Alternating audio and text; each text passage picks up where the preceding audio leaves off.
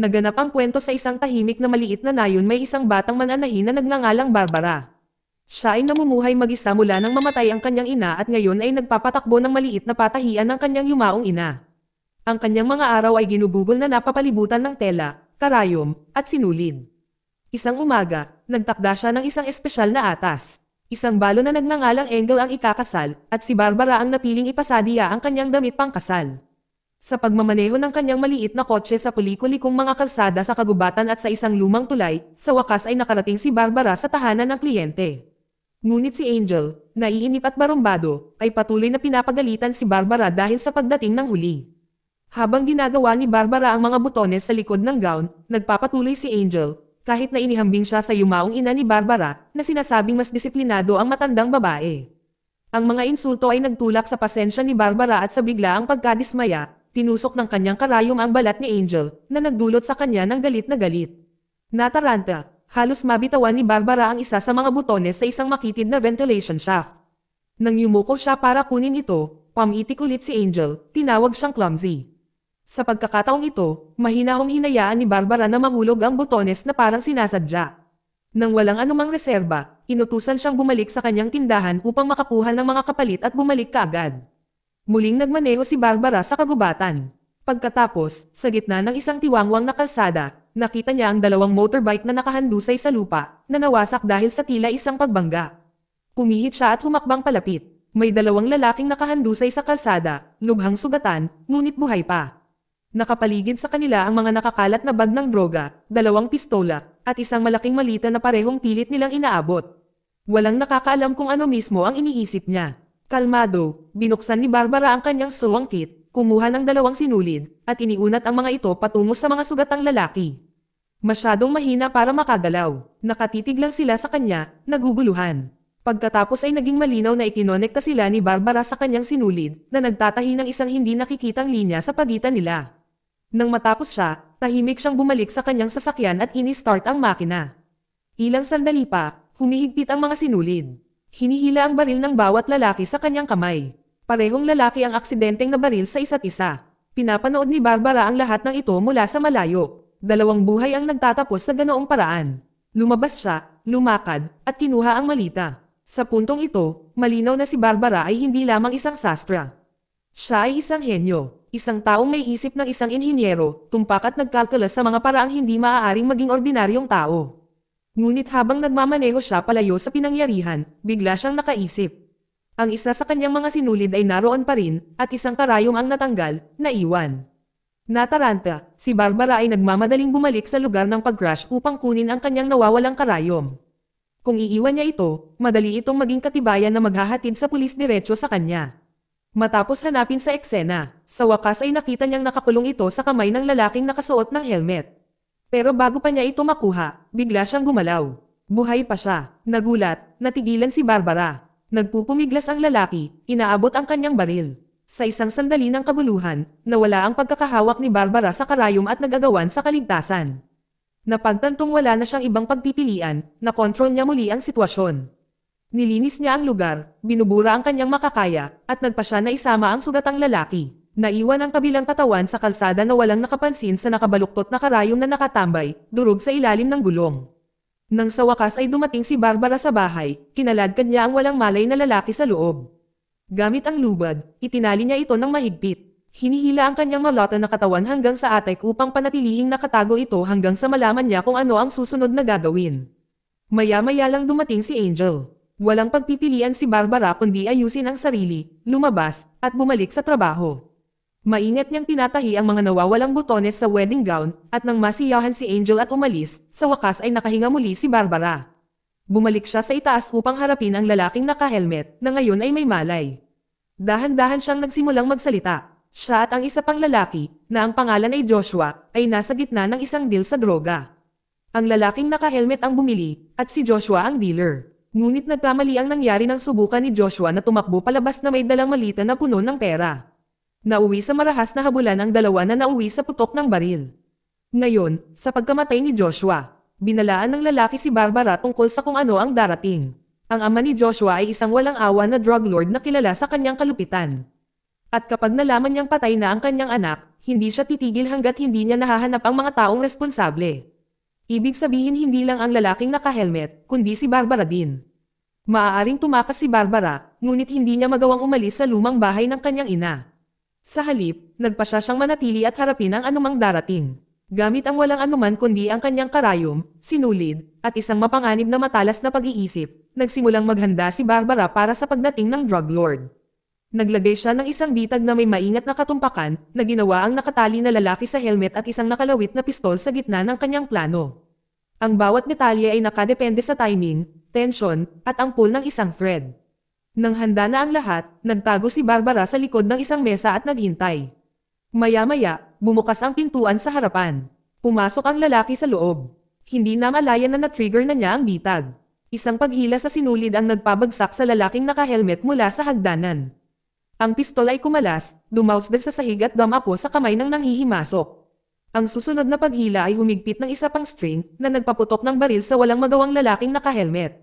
Mukhang isang perpektong setup, isang pagpatay na nagawa ng hindi sinasadya. Napabuntong hininga si Barbara sa dilim, takot na takot baka mabaygo ang plano. Walang laman ang pagklik ng baril. Walang bala. Ang bitag ay ganap na nabigo. Binuksan ni Barbara ang pinto sa likod at tumakbo sa kagubatan. Pero mas mabilis ang drug lord. Hinabol niya ito sa mga puno at binaril sa paa na nagpabagsak sa kanya sa lupa. Gumagapang, humihingal, sinubukan ni Barbara na abutin ang anumang magagamit niya. Ngunit mahinahong lumapit ang lalaki, hinugot ang sariling sinulid, at ipinulupot sa leeg niya. Sa malamig at sinasadyang paggalaw, sinakal niya ito hanggang sa tumigil ito sa paggalaw. Nang matapos ito, binuksan niya ang maletang pinatay ni Barbara. Nasa loob ang pera at isang nakatagong pampasabog na armado ng sensor na magpapasabog sa sandaling maalis ang pera.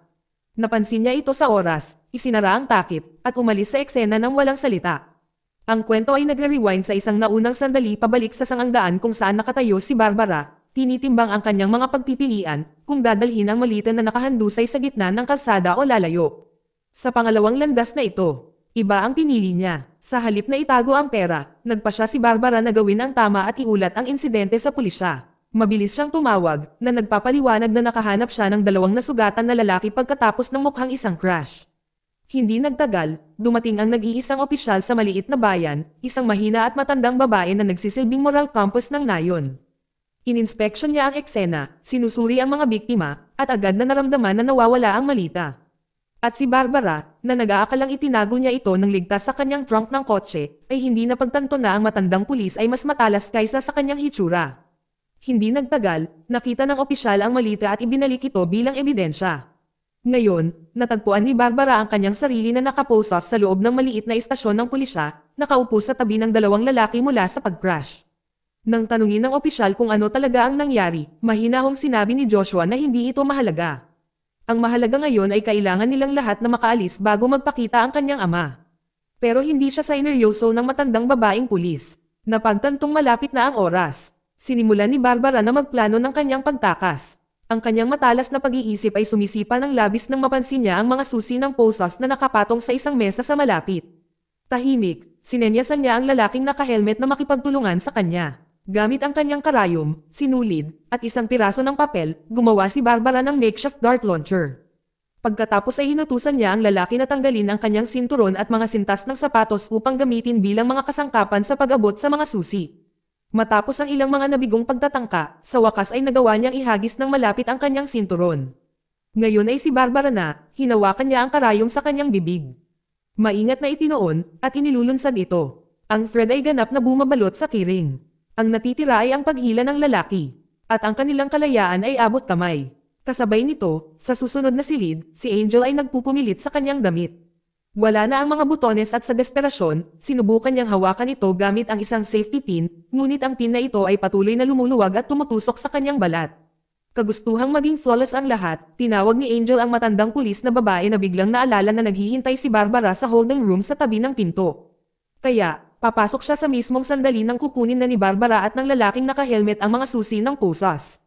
At ganoon na nga, nasira ang kanilang plano sa pagtakas. Sa halip na kalayaan, hinayla si Barbara sa susunod na silid upang tumulong sa pag-aayos ng damit ni Angel. Mabilis niyang tinatahi ang nawawalang mga butones, tinapos ang trabaho, at sinamahan pabalik sa kanyang upuan, At sa pagkakataong ito ay nakalagay ang mga susi ng pulsos sa isang coat rack na nakikita, ngunit hindi madaling maabot. Determinado pa rin, sinubukan muli ni Barbara. Inihagis ng lalaki ang kanyang sinturon patungo sa mga susi, na nakarating ng perpektong hit. Ngayon ay si Barbara na. Gamit ang kanyang karayom at sinulid, maingat niyang itinapat at ipinitik ito patungo sa butas ng susian. Laban sa lahat ng pagkakataon, nagtagumpay siya. Sa wakas ay nakuha ng lalaking naka-helmet ang mga susi at na-unlock ang sarili. Ngunit sa halip na tulungan si Barbara, ipinagkanulo niya ito. Tumakbo siya palabas ng silid, dinala ang malita at inihagis ang mga susi kung saan walang makakahanap nito. Tumangging sumuko si Barbara. Sa mabilis na pag-iisip, nakita niya ang isang CCTV camera cable sa malapit.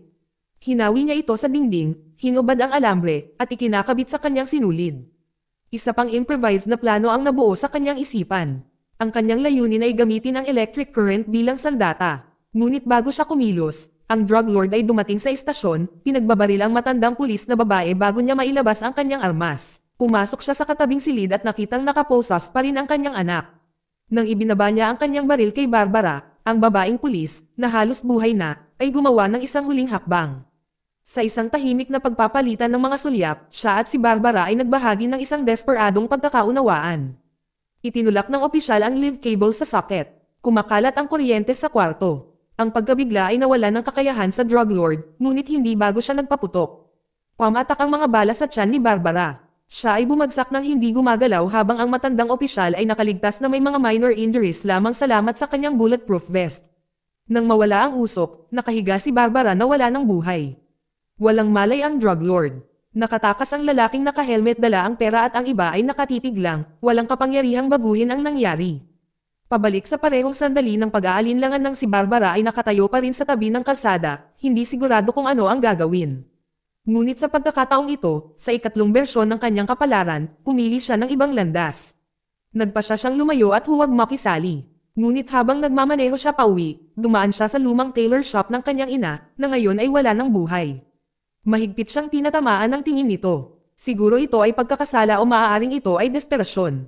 Ngunit pinaikot ni Barbara ang sasakyan. Bumalik siya para kumuha ng malita. Ngunit pagdating niya, nasa eksena na ang drug lord. Nagtago si Barbara, natigilan, habang nasasaksihan niyang pinatay niya ang lalaking naka-helmet sa harap mismo ng kanyang mga mata. Takot na takot, siya ay tumakas, at mabilis na pumunta sa isang maliit na restaurant sa gilid ng kalsada upang makahanap ng kaligtasan. Ilang sandali pa, sinundan siya ng drug lord at ng kanyang anak na si Joshua. Pinalakas ni Barbara ang sarili, tiyak na ito na ang wakas, ngunit sa kanyang pagtataka, hindi umaatake ang lalaki. Sa halip, mahinahon siyang humihingi ng tulong sa kanya. Si Joshua ay nasugatan, at kailangan niya ang kanyang kakayahan bilang isang sastra.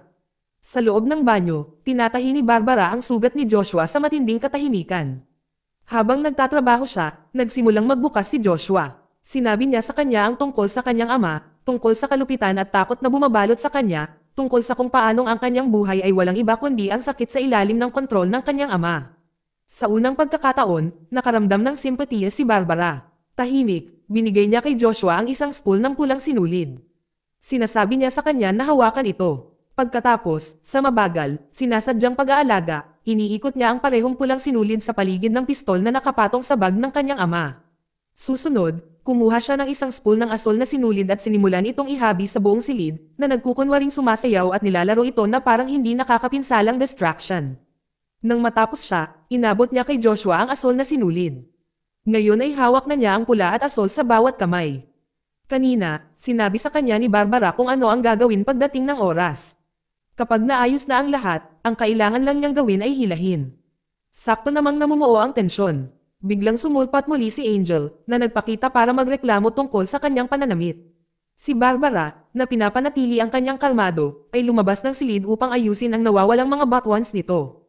Ito ang sandali kung kailan sa wakas ay ipinakita ng drug lord ang kanyang tunay na ugali.